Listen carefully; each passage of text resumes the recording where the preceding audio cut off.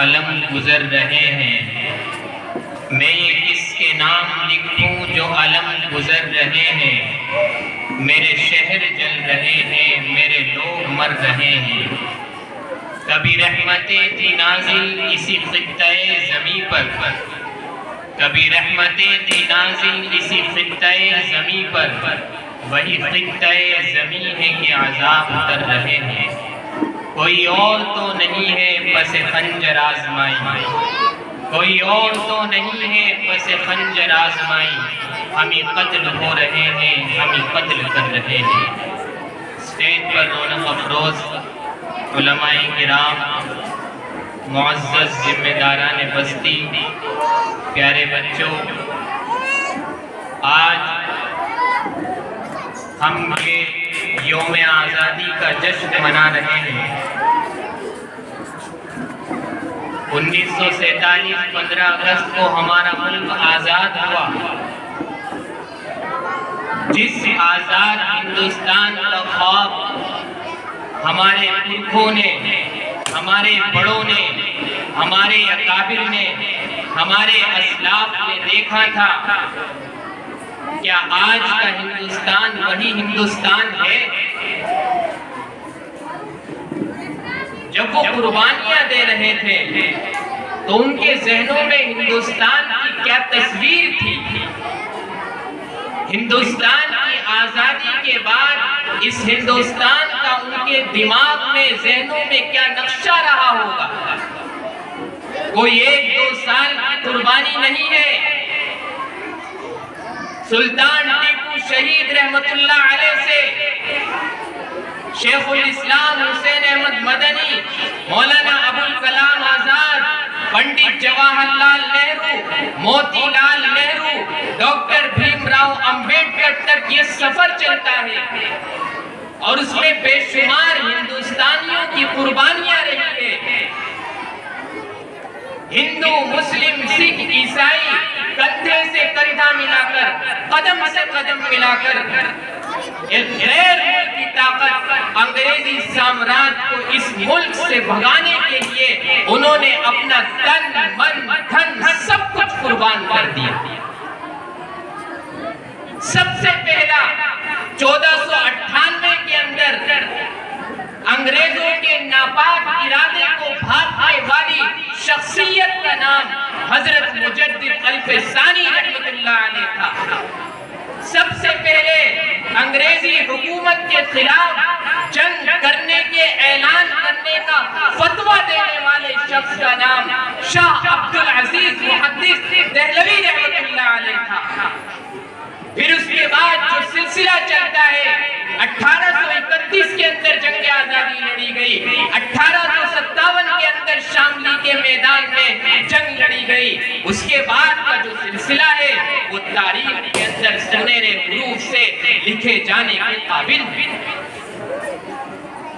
اور 1857 کے 10 سال کے بعد 1866 کے اندر دیوبند میں انار کے درخت کے نیچے ایک درسگاہ قائم ہوتی ہے، جس میں سب سے پہلے استاد کا نام محمود ہوتا ہے، پہلے شاگرد کا نام محمود ہوتا ہے، اور یہ جو اس درسگاہ کا شاگرد اور سب سے پہلا اسٹوڈنٹ ہوتا ہے اس کو دنیا شیخ الہند کے نام سے جانتی ہے۔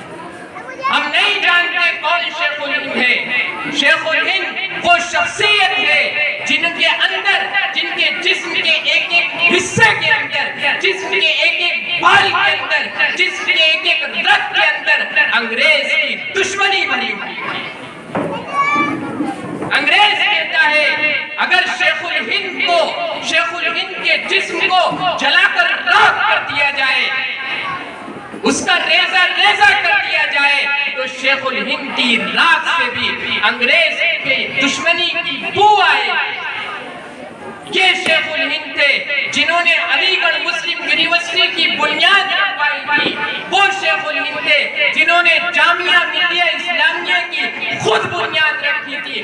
وہ شیخ الہند تھے جنہوں نے ایسے افراد کو تیار کیا تھا، ایسے رجال کو تیار کیا تھا جنہوں نے اس ملک کی آزادی کے لیے اپنا تن، من، دھن سب کچھ قربان کر دیا۔ اور وہ شیخ الہند تھے جنہوں نے موہن داس کرم چند گاندھی کو مہاتما گاندھی کا لقب دیا.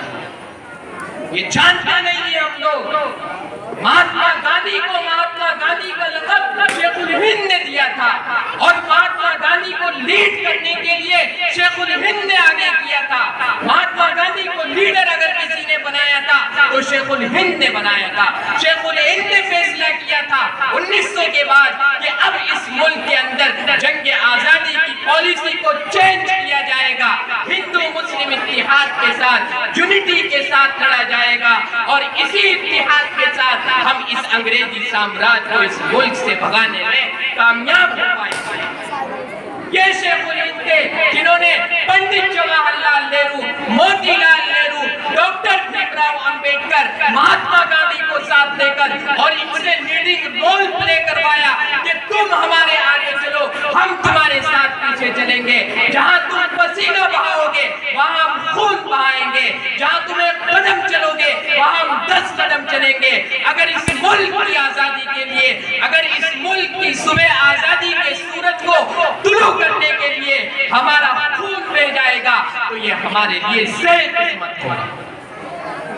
ہمارے اکابر نے قربانیاں دی ہیں, ہم جانتے نہیں ہیں. تاریخ سے واقفیت اسی وقت ہو سکتی ہے. یاد رکھیے جب تک ہماری نئی نسل اور نئی جنریشن ایجوکیشن سے نہیں جڑے گی, تعلیم سے نہیں جڑے گی, شکشا کو انمول رتن نہیں بنائے گی, یاد رکھیے تاریخ کے اندر ہمارا وجود مٹ جائے گا. اگر ہم چاہتے ہیں کہ ہمارے ملکوں کی تاریخ زندہ رہے, ہمارے اکابر کی تاریخ زندہ رہے, ہمارے اسلاف کی تاریخ زندہ رہے اور وہی تاریخ زندہ رہے جو ہندو مسلم اتحاد کی تھی, اسی تاریخ کو زندہ رکھنا ہے تو اپنے بچوں کو ایجوکیشن اور شکشا کی دھارا سے جوڑنا پڑے گا. اگر نہیں جڑیں گے تو یاد رکھیے صفحہ ہستی سے نام و نشان مٹا دیا جائے گا اور ہمیں شعور اور احساس تک بھی نہیں ہو پائے گا. اس لیے میرے دوستو یہ کوئی عام بستی نہیں ہے, یہ سلیم پور بستی ایک ایسی بستی ہے جس بستی نے ایک مجاہد آزادی کو جنم دیا تھا اور ایک سوتنترا سنگرام سینانی کو جنم دیا تھا. اسی بستی نے جنم دیا تھا مجاہد آزادی مولانا مہدی حسن کو, جو 1924 کے اندر جب بھارت چھوڑو آندولن گاندھی کی طرف سے چلایا گیا تھا تو مراد آباد جیل کے اندر اسی بستی کے رہنے والے مجاہد آزادی مولانا مہدی حسن کئی مہینے جیل میں اپنی زندگی گزارتا. یہ بہت پرانی بستی ہے اور یہ مدرسہ یہ کس قدر پرانا ہے اس کی تاریخ ہم لوگ نکالنے کی اور اس کو ترتیب دینے کی کوشش کر رہے ہیں. آج سے 800 سال پہلے ایران کی طرف سے کچھ لوگ ہندوستان کے اندر دعوت و تبلیغ کے کام کے لیے آئے تھے اور ان کے کارواں سلطان الہند خواجہ معین الدین چشتی رحمۃ اللہ علیہ, انہی کے ہم سفر کا آپ کے پیچھے مزار موجود ہے جن کا نام ہے خواجہ منعم رحمۃ اللہ. اس مدرسے کی ایک تاریخ ہے, اس کا ایک کردار ہے اور یہ تاریخ ہمیں کب پتہ لگے گی؟ یہ تبھی پتہ لگے گی جب ہم تعلیم سے جڑنے کی اور کم سے کم اپنی نئی جنریشن کو جوڑنے کی کوشش کریں گے. یاد رکھیے اس وقت جبکہ ہماری آزادی چھینی جا چکی تھی ہم سب نے مل کر قربانیاں دی تھی, ہندو مسلم سکھ عیسائی نے مل کر قربانیاں دی تھی, جس میں سر فہرست شیخ الاسلام حسین احمد مدنی تھے, مولانا کلام آزاد تھے, مولانا حسرت موہانی تھے, پنڈت جواہر لال نہرو تھے, مہاتما گاندھی تھے, موتی لال نہرو تھے اور ڈاکٹر بھیم راؤ امبیڈکر تھے. ان سب نے کندھے سے کندھا ملا کر قدم سے قدم ملا کر یہ کہتے ہوئے میدان میں کود پڑے تھے. کبھی بسم العظیم آبادی نے کہا تھا سرفروشی کی تمنا اب ہمارے دل میں ہے, دیکھنا ہے زور کتنا بازوئے قاتل میں ہے, رہ روے رائے محبت رک نہ جانا راہ میں, لذت صحرا نوردی دور یہ منزل میں ہے, آج مقتل میں یہ قاتل کہہ رہا ہے بار بار کیا سر کٹانے کی تمنا پھر کسی کے دل میں. میرے عزیزوں ہم یہ کہنا چاہتے ہیں اس مضبوط سٹیج سے اگر آج بھی اس ملک کی حفاظت کے لیے سر کٹانے کی ضرورت صورت پیش آئی تو جس طریقے سے کل ہم اتحاد کے ساتھ اور یونٹی کے ساتھ ہندو مسلم ایک ساتھ آگے آئے تھے، آج بھی ملک کے اندر ایسی فضا موجود ہے، ایسے لوگ موجود ہیں جو کندھے سے کندھا اور قدم سے قدم ملا کر اس ملک کی آزادی کے حفاظت کرنے کے لیے تیار ہیں۔